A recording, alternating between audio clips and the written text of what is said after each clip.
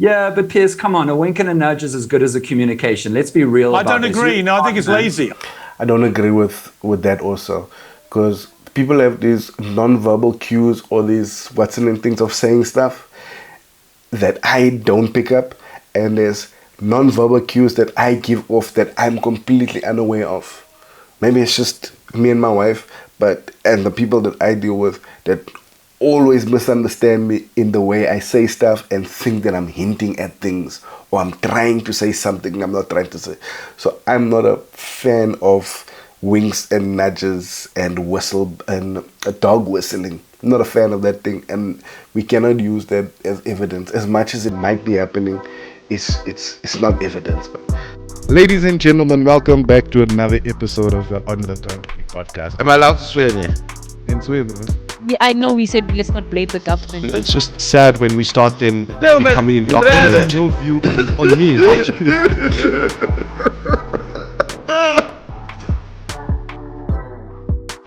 hi guys, thank you and welcome for another episode of the On the Country podcast with Emilio Tobias. I'm Emilio Tobias, and today we have a dope episode. We are discussing yet another reaction video to an interview that involves Ernst Roets, and that's how this thing started. So maybe this might be the last Afrikaner video in a while. My videos are getting flagged for me saying G-side. So now I need to speak in code while talking about these things. My videos are being flagged for talking about it, but today we're talking about the Piers Morgan interview with Sophie Mokoena, Dan Corder, Ernst Roets, and Gareth Cliff. Gareth Cliff, man, I'm happy for Gareth Cliff, man. I'll be at a chance to push his podcast on there, let it come up. I mean, this homie was ahead of the game when it comes to podcasts. Way ahead of the game. Too ahead of the game that like almost everyone overtook him afterwards, unfortunately. But let's start with this part. Let's get straight into it. Nah? If we get straight into it, for some reason Piers Morgan had an interview with Oscar Pistorius' father, which is the other thing people know about South Africa. Nelson Mandela, Oscar Pistorius, Trevor Noah, and now the white G-side. The G-side sounds like an inch unit. Now, for some reason, he had an interview with Oscar Pistorius' father, and Oscar Pistorius' father's part of the interview is not worth watching. It really isn't, for both sides, because he doesn't give a credible account. He starts off by talking about his son's case, ne? And he's so delusional, and I get it's a father. It's a father talking about their son. He's so delusional about the case itself and where it ended up, and he's blaming black people for being incompetent. And that's why his son was falsely convicted of murder. But the thing he doesn't mention, he's complaining about the prosecutor. The prosecutor was white. The defense lawyer was white. The judge was black. And if you don't remember that case nicely, whatever you might feel happened on that 14th of February, let me put this out there now. Oscar Pistorius was convicted solely, when all was said and done and the cases were presented, Oscar Pistorius was convicted purely on his account of events.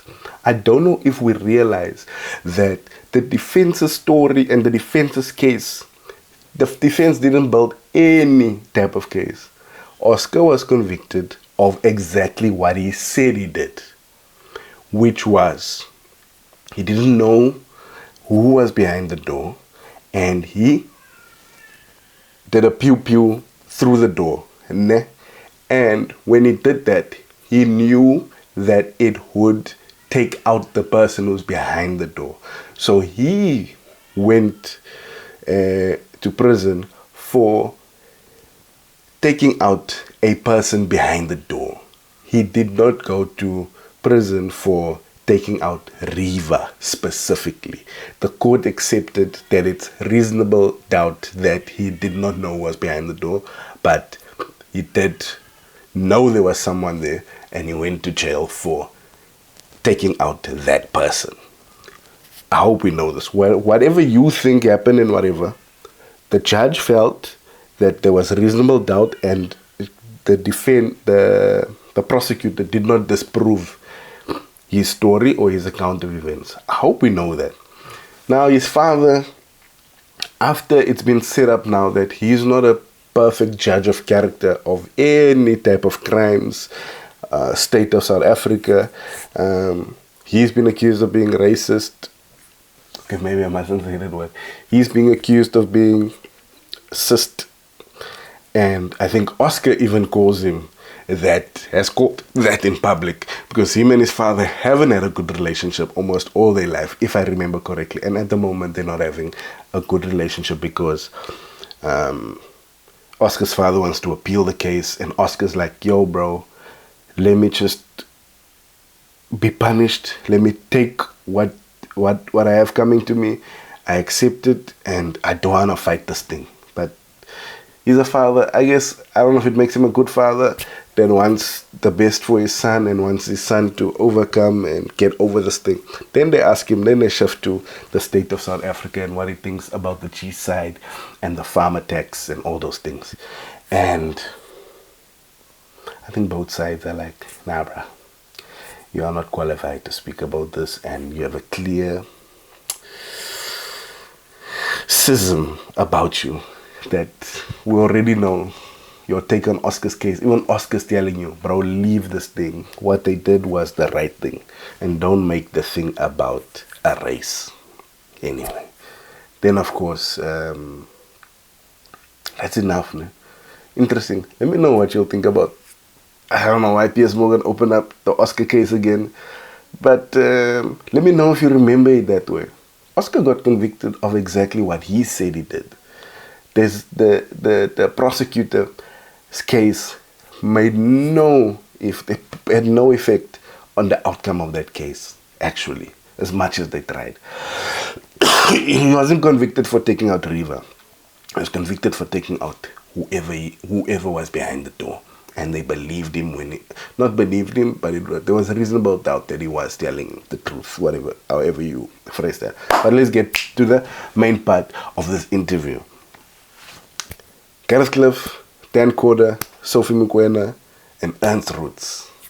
Let's go.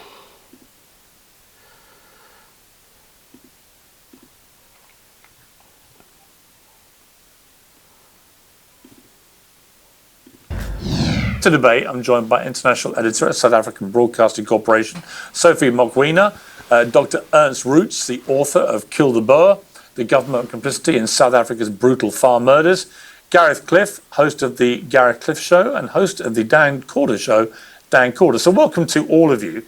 There goes my getting blocked again. This video is only going to be seen by 30 people. Sophie, let me start with you. A lot of interest suddenly focused on South Africa, on this question of white genocide, a deliberate targeting of white farmers in South Africa.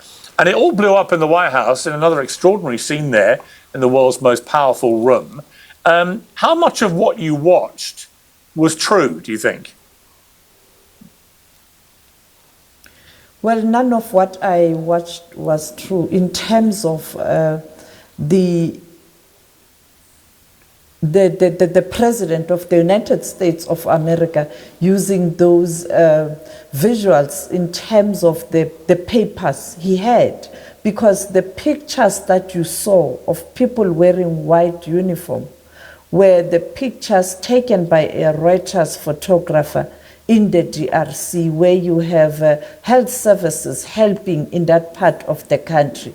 On the issue of the video, Julius Malema chanting that slogan, that liberation slogan, he does it all the time. It's very strange that since the launch of the EFF, Malema has been doing this. Some people in the ANC were doing this pre-1994.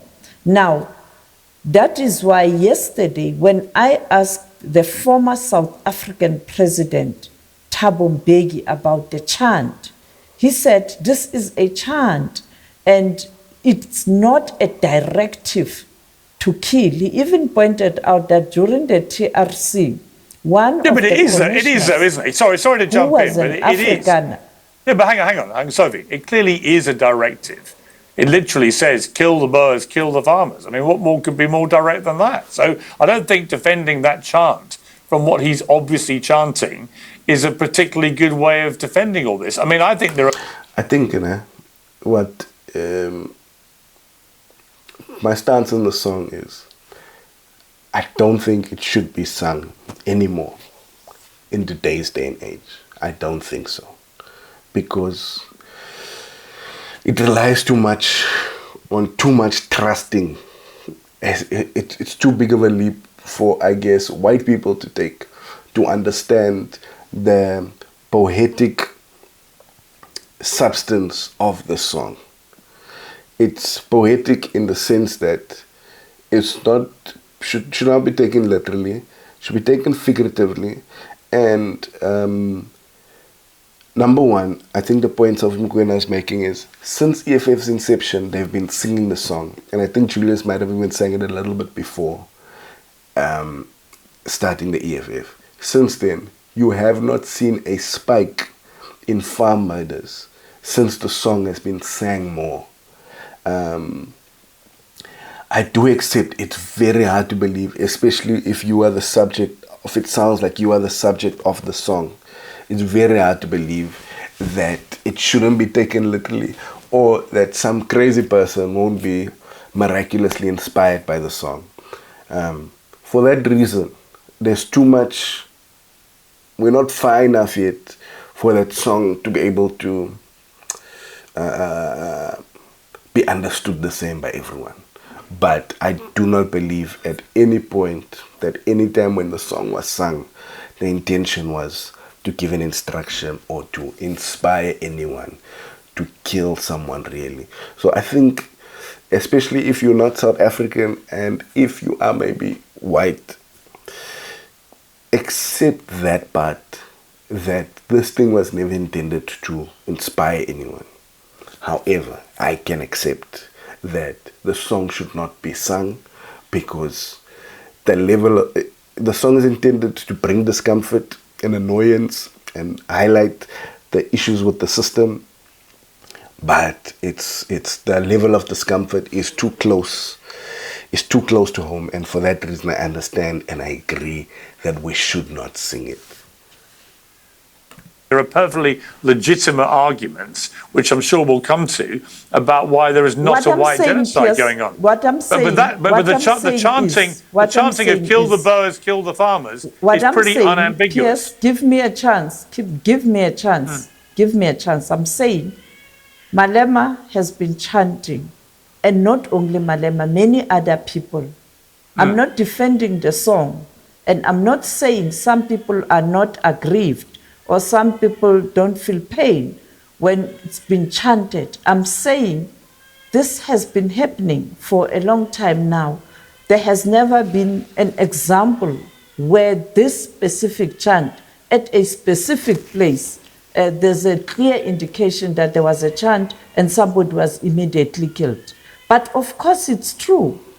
We have a serious problem of crime in this country, and not only directed at our fellow white compatriots. All of us, we are affected. We've lost families. We, at some point in time, faced a similar situation where we were confronted with crime. I'm just saying, if President Trump can visit South Africa or speak to many other people in South Africa, not one section, he will get a different perspective. Because when you look, weekend in particular, you know, we Africans, we normally have funerals weekend. Some of those many funerals, it's black people who have been killed. Therefore, many people are affected by crime. No, I think that's right. I think that's the point. That was the point. Enough, that was the point. It's not been done to address crime. Okay, I mean, look, I am a friend of Johan Rupert, who was the South African billionaire who was in the Oval Office at the time. Hey, Rupert, I there's played his friends, golf man. tournament every year, and he made that very point. I thought very forcefully. Let me bring in Dr. Roets. So your position is that there's a white genocide. So to which I just want to start by saying there were 26,232 murders last year in South Africa, according to the South African Police Service figures. Of those, 44 were killings of people within the farming community, and of those, 8 were farmers. So my obvious question from those statistics alone is, where is the evidence of a white genocide? Well, thank you, Piers, and I'm glad that you asked the question like that, because I have to be very clear that this has never been my position, that there is a white genocide. Our position is, however, that we have a very serious problem in South Africa with genocidal rhetoric, with politicians chanting, encouraging a white genocide, encouraging this. And unfortunately, I have to add, we have a very serious problem with the legal system protecting people when they chant about genocide, when they chant about exterminating minorities. And unfortunately, I have to add, we have a very serious problem with journalists trying to defend this chant. So To be fair, people are saying that all of a sudden it's changed his tune.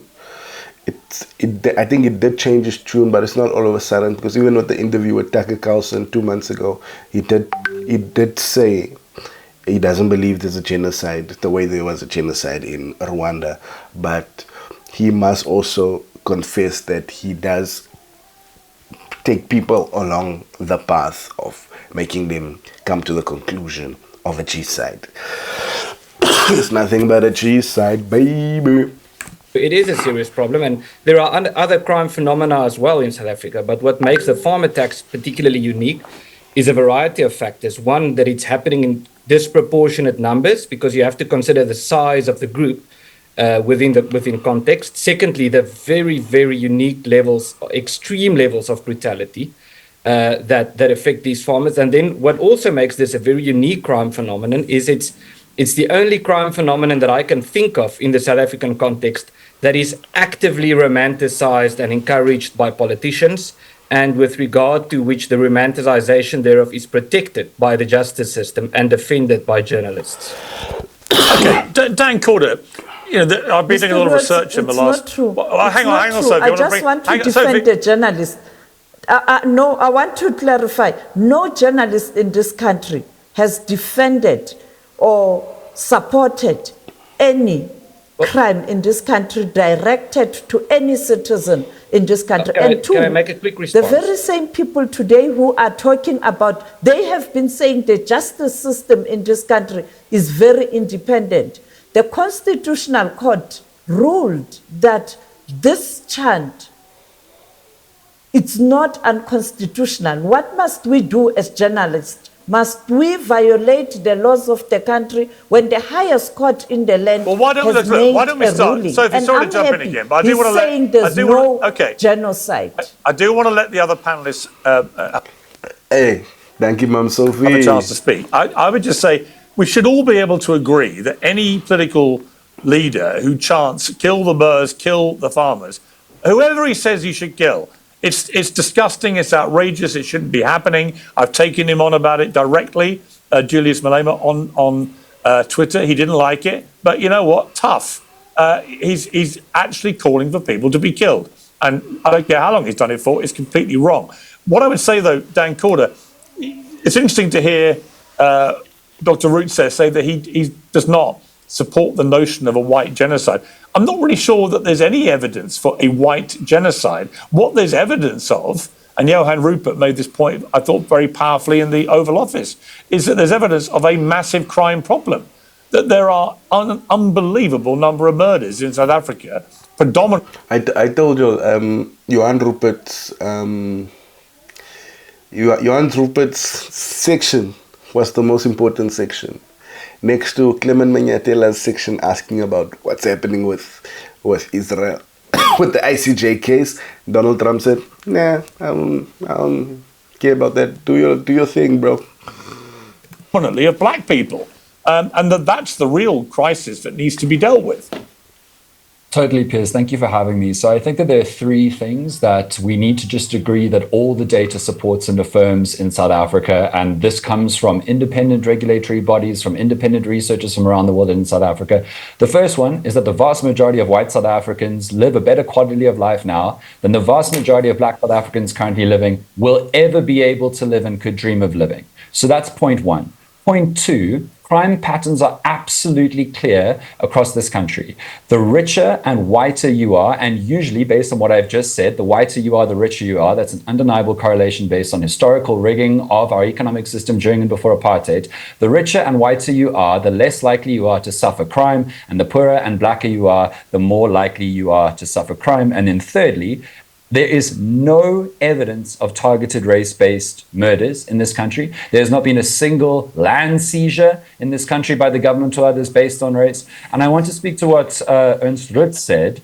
It's crucial to point out this, that he talks about the particular brutality, allegedly, of farm murders without countenancing the fact that the vast majority of murders in this country affecting all kinds of people are particularly brutal and awful and garish. It's not unique to farm murders. It happens all the time in all communities. It is ghastly and awful. It's not a specific plight of the farmer. And Ernst claims that you need to count like the number of farm murders in line with the proportion of how many people there are. Actually, if you look at the data, farmers, whiter farmers, suffer less crime than black farmers and farmers of color because they are better protected by their wealth, which is often a corollary with their race. It actually turns out that when you count the beans, white farmers are absolutely not being disproportionately sufferers of crime. What really happens, Piers, in farming communities around the country is that in a farming community, there are many poor people for whom the only place that they can gain work is a farm. And the only source of wealth in that area is the farm. And so crime out of necessity to try and steal something to gain wealth, while very regrettable, it makes sense that it happens. It makes sense that it targets the source of wealth, the source of income, and the source of value. That happens all across the country. And there were crimes that came out. That's what I said. That's what I said in the video. Piers Morgan, have me on, and I can discuss anything. South Africa, America, don't know about England, but have me on. Take Piers Morgan here. If I can just finish, Piers, because crime stats came out 3 days ago that are super relevant to this. And thank you for the crime stats that you spoke about earlier. But crime stats came out 3 days ago from the first quarter of South Africa this year, 1 Jan to 31 March. There were around 5,700 murders across the country. There were 6 murders involving people who work on farms. 5 of them were people of color. 1 of them was a white person. 2 farm owners died. They're both black. 3 of the farm laborers who died were black, and the 1 white person was a farm dweller. So we are not here to allow the spin of data to make it sound like it is worse to be a white farmer than any other group in this country, because it is simply not true. And SAPS, the South African Police Force, was questioned earlier this year because there were allegations of undercounting farm murders. SAPS went through all of those complaints and found that only 1 of the names of a person who was allegedly murdered in the last year who was involved in a farm had already been counted in the previous quarter of the statistics. The actual group of people who are undercounted in terms of how much they suffer crime are impoverished people and black people, because those are the stories that don't end up with the police and don't end up with the media. So let me ask you. You see, I gave Denko the advice. I said, my man, when you go there, don't talk leftist talking points, because you're going to lose everyone, and it's going to seem pre-prepared, and it's going to sound like left-wing CNN media. Just speak facts. The truth will prevail. That's all you have to do. This question, which is why has Donald Trump been lent on, do you think, by so many people, possibly, we assume, including Elon Musk, who's obviously is South African himself. What do you think is going on here to make Donald Trump, President of the United States, take on the South African president in the way that he did? The vast majority of Donald Trump's political project is that America is under assault, and by that he means white America. And he is completely anti any immigration or any flowing in of... Oh, there we go. Let me give a defense to why we don't have to speak with such certainty on Donald Trump's racism. Because you don't need to label him that to understand him or to be able to interact with him. Because some people, you need to know that, oh, this person has a schism, and you will deal with them in that way. You don't need to label Trump that in order to deal with him. Let me explain. If you say America is under attack, the thing we must remember, America is mostly white people. And America, because they have mostly white people, they also have poor white people. And what the left has done is to put focus on, yes, the voiceless. Put focus on the voiceless, which was black communities, LGBTQ, all those things. When they did that and shifted some of the attention on the plight of black people, women, LGBTQ, you ended up taking away the voice of working class, poor white people, which is also not what should be happening. The issue we have is probably with rich white people. We don't have a problem with white people. The problem is with white establishment. So now, what had happened over the past few years is that poor white people started started losing their voice. And Donald Trump has maybe said, yo man, we can deal with all these things, but don't disenfranchise such a large group of white people which are not part of the establishment. Yes, those people might be racist and prejudiced in the small towns where they are, but it's not a reason to increase suffering in those areas. I'm not an apologist. Interesting enough, the same phenomenon is the reason why Hendrik Verwoerd was taken out in Parliament. There was a so-called white person, poor white person, who felt that the focus, this is a long story, I don't know if I've said it before, but there was a white person, he was designated white, he went and applied, he was actually mixed race, he went and applied to be designated white, and it's offenders, half Mozambican, anyway, the reason why he killed, or the reason why he took out Verwoerd is because he felt that the government was neglecting poor white people and putting too much focus on the separate development of black and brown people, and he felt that those people were better taken care of than poor white people. Interesting fact, this thing just reminded me of that. Stop with the thing of saying Trump is racist, even if you believe it. That is no way to find a solution. Ask Mcebisi Jonas and Ibrahim Rasool.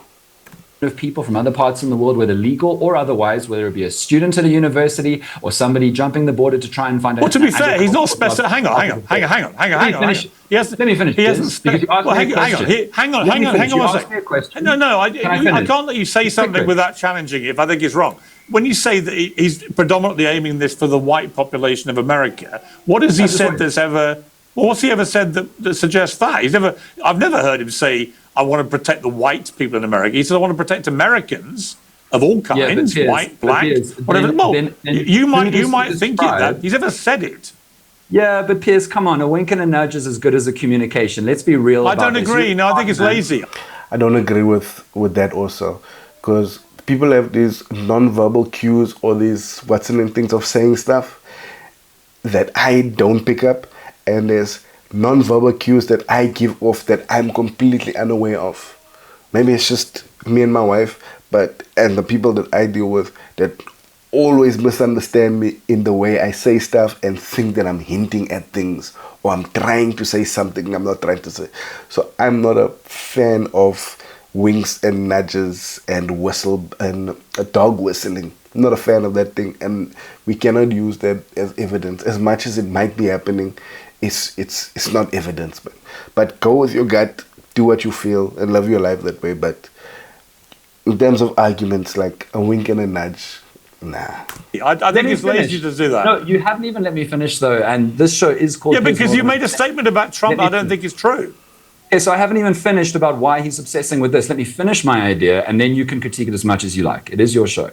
Okay, so Donald Trump largely goes after immigrants, and he criticizes the immigrants who are of color from countries in the world that he calls S-hole countries. I don't know if we can swear on this show, but that was a quote about most African countries. We're uncensored. Right? Say what you like.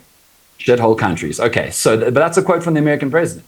So what is different about the South African white farmer plight versus all the other refugee programs that he's cancelled, including 10,000 applications that are live and would have reached the fruition of like Afghani people who helped the Americans in Afghanistan getting safe haven in America, is the fact that these are white refugees. There are no white refugees being denied passage from any other country in the world. This fits the narrative that Trump really loves, that there are... Might be tribalism over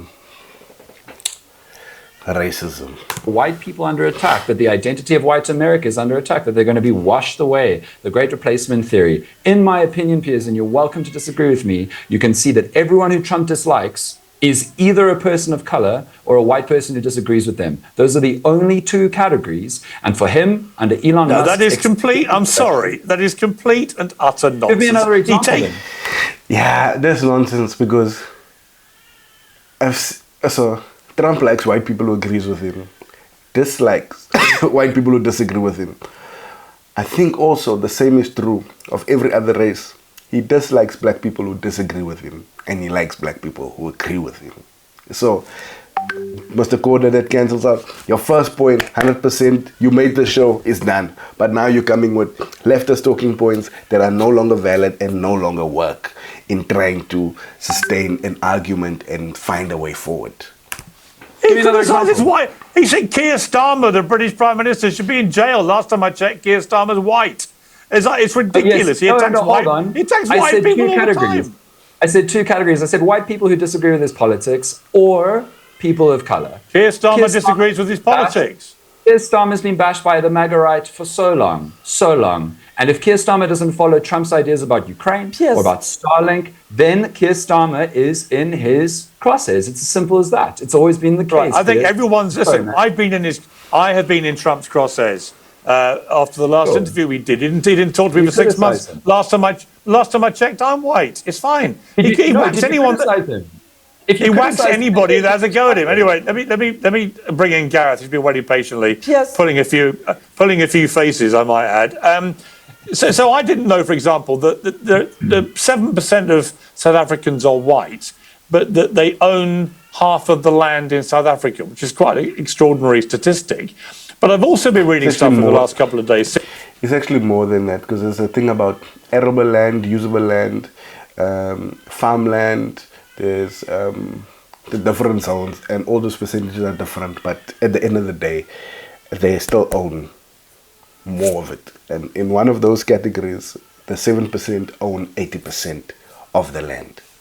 Since the big Oval Office bust-up, that a lot of people feel that the expected retribution against the white population post-Mandela never really came in the way that people feared, and that not enough acknowledgement is made about that. What do you feel about that? You think is that true? Is that your feeling as a South African? We have an incredible story in this country, and for 30 years we've told that story internationally, and it's gained us huge credit on the international stage, which I think we deserve post 94.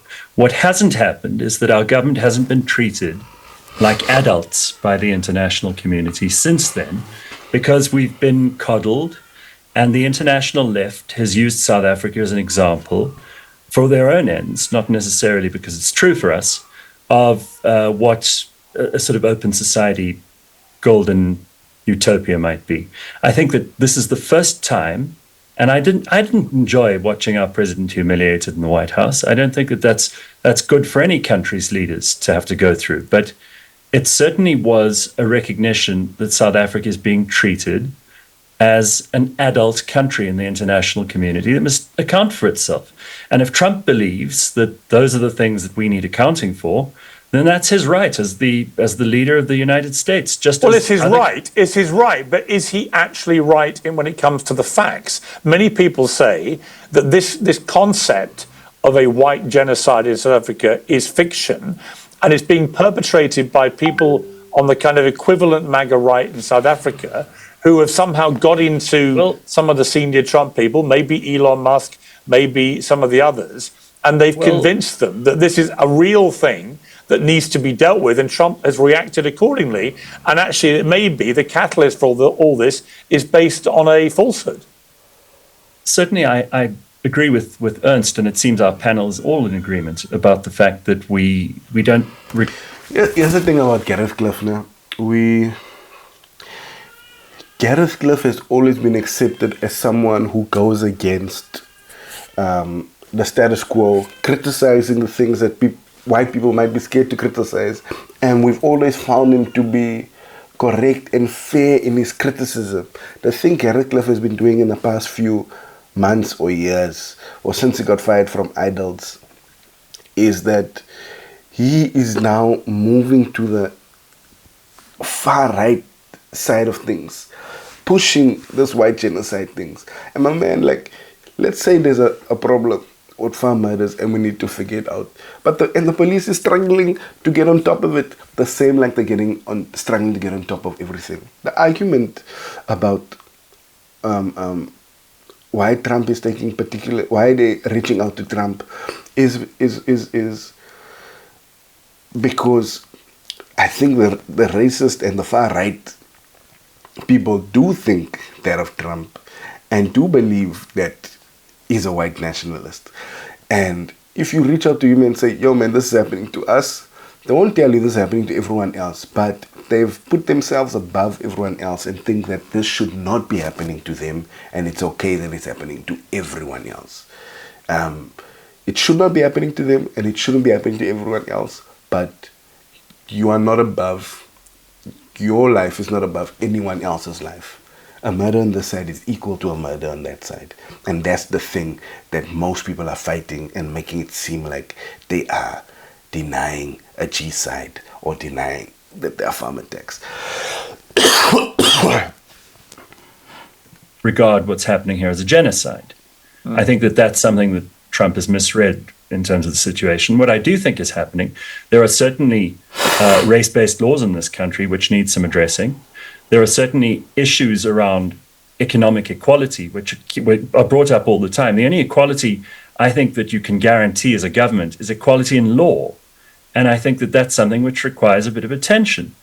Furthermore, I also think that we do have very genuine problems, as already indicated by the other people on this panel, with crime, with violence, with a government which has made very, very bad friends internationally. And given the opportunity to make the right decision, they almost always do the opposite. So I think that that's probably worthy of some inspection and some interest from the largest trading partner, or certainly among the largest trading partners that we have, and one of the most powerful countries in the world. So if it gets us a little bit of attention and gets the government to deliver, because the vast majority of people in this country are poor and rely on the state for everything. And the state has done an absolutely dreadful job. And if that is a piece of information that came across to the entire world in that horrible Oval Office meeting, then I think that that's a piece of information that has some value. I think I'm a carried there. But everyone thinks, Sophie Mokoena says, Piers Morgan says this. He thinks it went well and Cyril Ramaphosa handled himself well. I think every single person, whichever side of the argument you're on, this side, that side, that side, that side, everyone feels like it went the way they wanted it to go. The G-side team feel it went the way they wanted it. The no G-side team feel it went the way they wanted it to go. The meeting went in the way that everyone wanted it to go. So do go check out the rest of the video. I'll put Piers Morgan's video in the description so that you can watch the full video. And I think just like maybe even better than the Trump meeting, because this thing gets a lot of American and UK media. Just like that, the story is getting clearer, the picture is getting clearer. about what's really happening in South Africa. And once we get over this thing, we can deal with real things. Let's go deal with trade. Let's deal with femicide. Let's deal with our economy. Let's deal with jobs. As much, even if you didn't vote for any of the parties in the GNU, it's in our best interest for them to do well. We do not want them to fail. As much as we're not voting for this one or that one, we want them to do well. Let them do their jobs. We're reaching a year of GNU, and I don't want to talk about this anymore. Done talking about this. Let's talk about real things next week.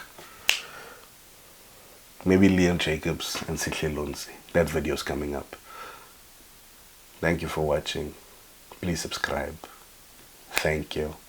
Bye. Ladies and gentlemen, welcome back to another episode of the On the Turn podcast. Am I allowed to swear there? In Sweden. Yeah, I know we said let's not blame the government. It's just sad when we start them coming in. No view on me.